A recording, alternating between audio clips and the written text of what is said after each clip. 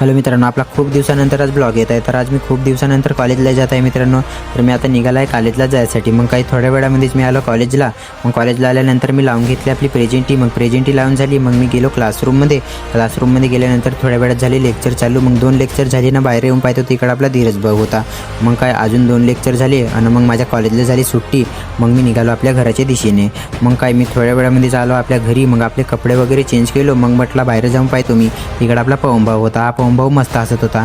मग इकडं काय आपल्या गावच्या शाळेची पण वंदे मातरमची तयारी चालू होती. तेवढ्यात यांचा झाला वंदे मातरम चालू झाला. मग झाली यांना सुट्टी. मग आला आपला हार्दिक मस्त हसत होता ना. हा म्हणत होता माझी बॅटच पहा, म्हणत होता मस्त आहे म्हणत होता ना, मस्त हसत होता. मग थोड्या वेळानंतर 2 नंबरचा धीरज झाला. हाय मस्त हसत होता ना. पवन म्हणत होता मी head and shoulder T shirt घालू म्हणत होता. मित्रांनो तुम्हीच सांगा ह्या टी शर्टचं नाव काय आहे तर. मग काही थोड्या वेळामध्ये झाला पाणी चालू. मग सगळेजण गेले आपल्या घरी. मग मी पण आलो आपल्या घरी मित्रांनो. चला तुम्हाला भेटू पुन्हा एक नवीन ब्लॉगमध्ये. तर बाय बाय.